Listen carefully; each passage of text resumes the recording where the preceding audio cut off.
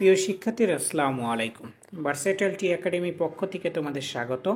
প্রিয় শিক্ষার্থীরা, এখন আলোচনা করব অষ্টম শ্রেণীর সাহিত্য কণিকা অর্থাৎ বাংলা বইয়ের দ্বিতীয় গদ্য নিয়ে। দ্বিতীয় গদ্য এখানে দেওয়া আছে তোমার ভাব ও কাজ, যেটা লিখেছেন কাজী নজরুল ইসলাম। প্রিয় শিক্ষার্থীরা, এই ভাব ও কাজের কর্ম অনুশীলন দেওয়া আছে। এই কর্ম অনুশীলন নিয়ে আজকে আমি আলোচনা করব। ভাব ও কাজ, যেটা লিখেছে কাজী নজরুল ইসলামের গদ্য। প্রিয় শিক্ষার্থীরা, চলো এখন আমরা দেখি ভাব ও কাজ কয়টা দেওয়া আছে। এখানে দুইটা কর্ম অনুশীলন দেওয়া আছে তোমাদের 12 পৃষ্ঠায়। এখন আমি এই ভিডিওর মাধ্যমে তোমাদের সুন্দরভাবে বিশ্লেষণ করে দেব। প্রিয় শিক্ষার্থীরা, চলো এখন আমরা অ্যান্সার ক্লিপটে চলে যাই।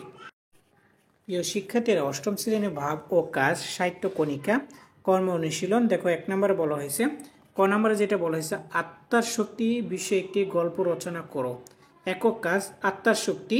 এক গ্রামে ছিল ছোট্ট এক ছেলে, নাম রাহুল। রাহুল ছিল খুব দুঃসাহসী, কিন্তু তার শারীরিক শক্তি তেমন ছিল না। অন্য ছেলেরা যখন খেলাধুলায় ব্যস্ত থাকতো তখন সে বই পড়তে ভালোবাসতো। একদিন রাহুলের বাবা তাকে ডেকে বললেন, বড় হতে গেলে শুধু জ্ঞান নয়, শারীরিক শক্তিরও প্রয়োজন।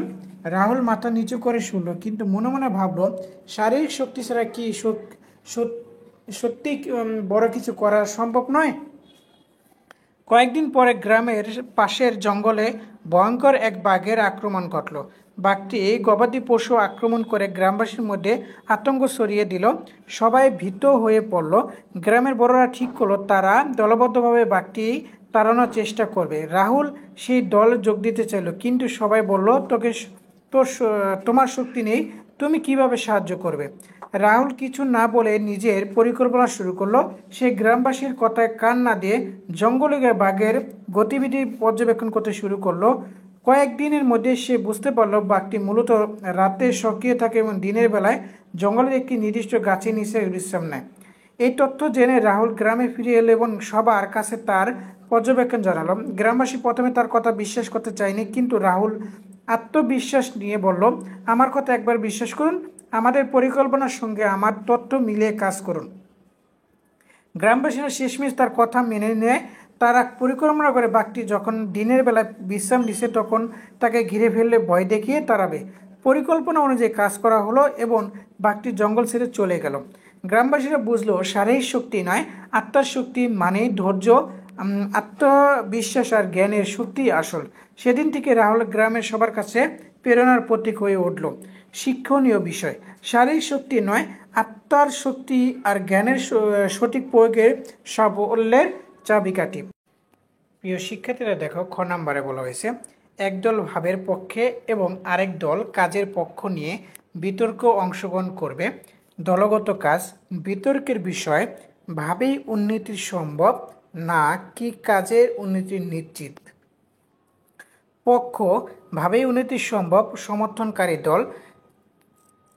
1 নম্বর বলা হয়েছে, পরিকল্পনা উন্নতির মূল চাবিকাঠি।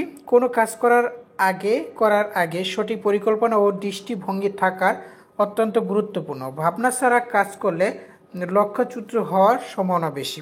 2 নম্বরে সৃষ্টিশীলতা ও উদ্ভাবনের উৎস। নতুন কিছু উদ্ভাবন বা উন্নতির তখন সম্ভব হয় যখন চিন্তা ধারণা প্রসারিত হয়। উদাহরণস্বরূপ, বৈজ্ঞানিক আবিষ্কারগুলোর পিছনে গভীর ভাবনা এবং বিশ্লেষণই ছিল মূল।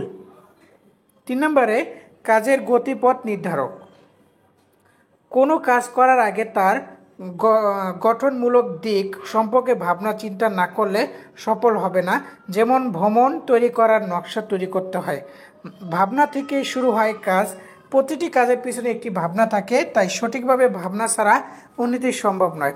পক্ষ, কাজের উন্নতি নিশ্চিত, বিরোধী দল ভাবনায় সীমাবদ্ধতা থাকার সমস্যা সৃষ্টি করে।